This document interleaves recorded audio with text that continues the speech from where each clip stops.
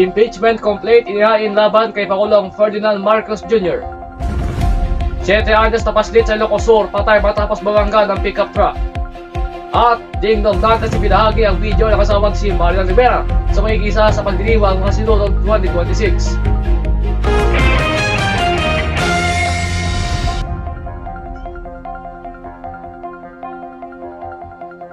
Magandang gabi po, ito ang Balitaan Plus Prime Time sa High School. Ito po ang inyong lingkod, Arkin Juan David Cabayaon.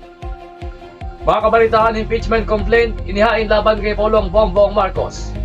Wala pang opisyal na impormasyon ng House Justice Committee tungkol sa impeachment complaint na inihain laban kay Pangulong Ferdinand Bongbong Marcos Jr. Ngunit handa na silang tanggapin ito ayon sa chairperson nito noong Lunes, Enero 19, 2026.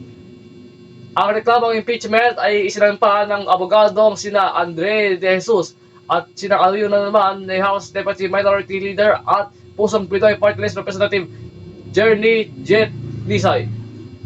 Itinanggi rin ni De Jesus ang kaugnayan niya sa kampo ni Duterte nang tanungin siya kung bakit niya pinili si Pusong Pinoy Party List Representative Jerny Jet Lisay bilang taga-suporta ng kanyang reklamo. Sinabi ni De Jesus na pareho silang Bosconyan at kilala niya si Lisay simula pa noong konsehal pa lamang ang nasabing mambabatas.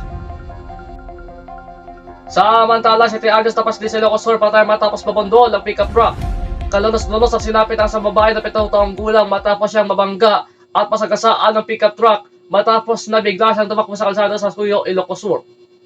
Sa ulat ng DZHD 1683 Internet Radio yan ng Dagupan ditong Lunes, may kita ang tinatahak ng pickup truck ang National Highway sa bahagi ng Barangay Uso nang biglang sumulpot ang biktima. Hindi na naiwasan ng sasakyan ang biktima na kanyang nabangga o nasagasaan na at nagulungan pa. Tumigil naman ang pickup truck at pinuntahan ang driver nito ang biktima na binuhat na ng kanyang ina.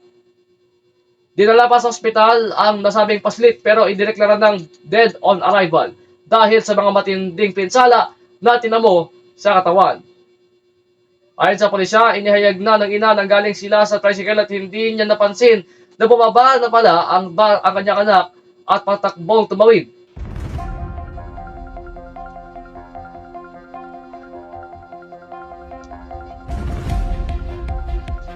Samantala, dingdong Dantes ibinahagi ang video ni Marian Rivera habang nakikisa sa Sinulog Festival 2026 sa Cebu. Kamakailan lamang sa Cebu sila Dingdong Dantes at Marian Rivera para makilahok sa pagdiriba ng Sinulog Festival 2026 at nag-TikTok ang Kapuso Primetime King para i-share ang isang prangka na video ng kanyang asawa na kaswal na nagsasayaw. Sa video makikitang sumasayaw si Marian sa ritmo ng mga musika habang hinihikayat siya ng mga dumalo sa kaganapan. Halos 1 milyong mga beses nang napanood ng TikTok video ni Dingdong. Simulan nitong sumali sa TikTok nitong 2022, ang Kapuso Primetime Queen ay nagbabahagi na ng mga dance cover at challenge na nakakuha ng milyong-milyong mga views. Noong 2023, siya ay pinakalan ng Breakthrough Creator of the Year ng TikTok Philippines. Kabilang sa kanyang mga pinakasikat na TikTok video ay ang mga dance challenge na nakatakda sa Sabay-Sabay Tayo, Price Tag at It's Plenty. Ipinagdiwang naman na Dingdong at Marian ang kanilang ika-11 anibersaryo ng kanilang kasal nitong Disyembre 2025. Kasama nila ang kanilang mga anak na sina Sia at Sixto ay pumunta sa isang beach resort sa El Nido, Palawan.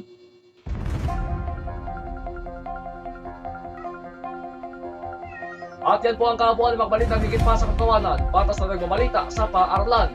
Para sa mga balita, huwag po rin po kaligtaang tumudok sa aming mga social media pages o mag-email sa officialbalitaanplus@gmail.com.